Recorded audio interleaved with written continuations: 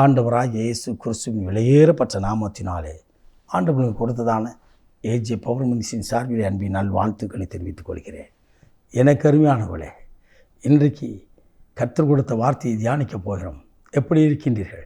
காலை வேளையில் தேவனுடைய சமூகத்தில் தேவனோடு உறவாடினீர்களா? ஜெபித்தீர்களா? தேவனை ஆராதித்தீர்களா? வேதம் வாசித்தீர்களா? ஒருவேளை வாசிக்காமல் இருந்தால், ஒருவேளை ஜெபிக்காமல் இருந்தால், இன்றைக்கு ஆண்டவரோடு கூட உறவு வையுங்கள். ஆண்டவர் சமூகத்தில் நாடுங்கள். கர்த்தர் உங்களை அளவில்லாமல் ஆசீர்வதிப்பாராய். ஹல்லேலூயா. இன்றைக்கு கர்த்தருடைய ஆவியானவர் கொடுத்த வார்த்தையை நாம் தியானிக்கப் போகிறோம். மார்க்கு நற்செய்தியின் புத்தகம் 6ஆம் அதிகாரம் 2வது இறை வார்த்தை. அவர்கள் ஆச்சரியப்பட்டார்கள். ஓய்வு நாளிலே இயேசு கிறிஸ்து ஜெப ஆலயத்தில் உபதேசம் செய்ய தொடங்கினார். அநேகர் கேட்டு ஆச்சரியப்பட்டு, இவைகள் இவனுக்கு எங்கிருந்து வந்தது? இவன் கைகளினால் இப்படிப்பட்ட பலத்த செய்கள் நடக்கின்றதே, இவனுக்கு ஞானம் எங்கிருந்து வந்தது? இவன் தச்சனின் மகன் அல்லவா? இவருடைய சகோதரர்கள் நம்மோடு கூட இருக்கிறார்கள் என்று சொல்லி ஆச்சரியப்பட்டார்கள். யாரை குறித்து? இயேசுவை குறித்து. இயேசு கிறிஸ்துவின் மேல் பரிசுத்த ஆவியானவர் தங்கி இருக்கும் பொழுது கர்த்தருடைய ஆவியானவர் அவர் நாவிலிருந்து புறப்பட்ட வார்த்தைகளை கேட்ட ஜனங்கள் விதமாய் பேசினார்கள் என்று சொல்லி வேதம் சொல்லுகிறது. இயேசு பேசுவதை கேட்டு கொண்டிருந்தவர்கள் நீங்களும் நானும் ஆண்டவருடைய பாதத்தில் அமர்ந்திருந்து ஆவியானவர் பேசுகிறதை நாம் கேட்போம் என்று சொன்னால் நமக்கு விலையேறப்பட்ட ஞானத்தை கர்த்தர் கொடுப்பார். அல்லேலூயா.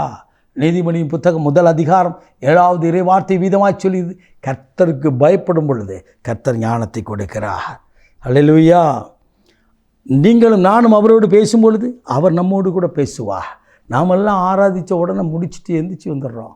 அப்படி அல்ல, காத்திருக்கும் பொழுது கர்த்தருடைய ஆவியான பேசுவார். எனக்கு அருமையானவர்களே, அவர்கள் ஆச்சரியப்பட்டார்களாம். இந்த ஞானம் இவனுக்கு எப்படி வந்தது?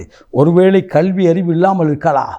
எனக்கு அருமையானவர்களே, ஒருவேளை நான் இப்படிப்பட்ட எங்கள் குடும்பத்தில் எங்களை ஒதுக்கிவிட்டார்கள், எங்கள் குடும்பத்தில் ஒரு ஏழை என்று ஒதுக்கிவிட்டார்கள், படிப்பறிவில்லை என்று ஒதுக்கிவிட்டார்கள், இப்படிப்பட்ட ஒரு சூழ்நிலையை நான் காண்கிறேன் என்று சொல்லி நீங்கள் இருக்கலாம். கர்த்தரோடு கூட கர்த்தருடைய சமூகத்தில் காத்திருந்து பாருங்கள். எனக்கு அருமையான ஒரு நண்பர் இருக்கிறார். அவருடைய பெயர் மைக்கேல் தாஸ்.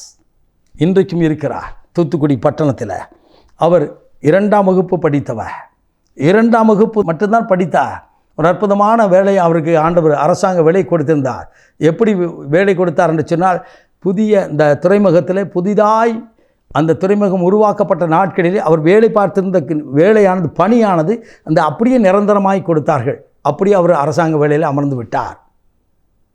எனக்கு அன்பானவர்களே, அவர் 2ஆம் வகுப்பு படித்தவர். அவர் வாயிலிருந்து புறப்பட வார்த்தைகள், பிரசங்கங்கள் வெளிப்படும் பொழுது சுகம் ஆவதை நான் கண்டிருக்கிறேன். அவரை கர்த்தர் பயன்படுத்துகிற விதம் ஒரு வித்தியாசமாக இருப்பதை நான் கண்டிருக்கிறேன். எனக்கு அருமையானவர்களே, கர்த்தருடைய ஆவியானவர் ஞானத்தை கொடுத்து, கிருபையை கொடுத்து அவரை பயன்படுத்தி இன்றைக்கும் தூத்துக்குடி பட்டணத்தில் வருகிறார். எனக்கு அருமையான ஒரு நண்பர் அவர். எந்த மனுஷனையும் பிரகாசிக்க பண்ணுகிற மெய்யான ஒளியாகிய தேவனாகிய கர்த்தர் உங்களோடு கூட இருக்கும் பொழுது உங்களை குறித்து உங்களை கூட இருக்கிற ஜனங்கள் ஆச்சரியப்படும் விதத்தில் உங்கள் நாவிலிருந்து பிரதியுத்தரம் புறப்படும். உங்கள் கையிலிருந்து தேவனுடைய வல்லமை வெளிப்படும்.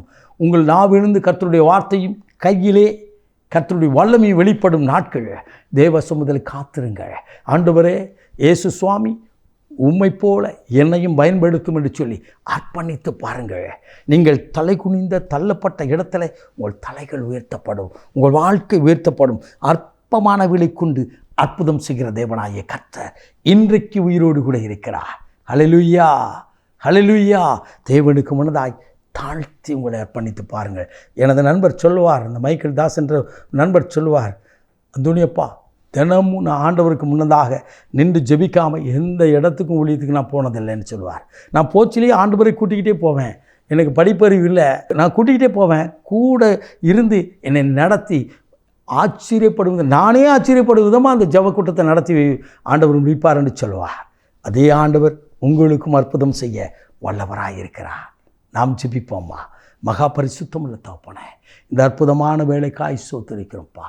இன்றைக்கும் உம்முடைய ஜனங்கள் ஆச்சரியப்படும் விதமாக ஆண்டவரே அவர்களுக்குள்ளாய், அவர்கள் குடும்பத்திற்குள்ளாய், அவள் கையின் பிரயாசங்களுக்குள்ளாய், அவள் வாழ்க்கைக்குள்ளாய் ஒரு அற்புதம் செய்து கண்டவர்கள் கேட்டவர்கள் ஆச்சரியப்படும் அளவுக்கு உம்முடைய நாமத்தை மகிமைப்படுத்துவீராக. உம்முடைய தலைகளை உயர்த்துவீராக.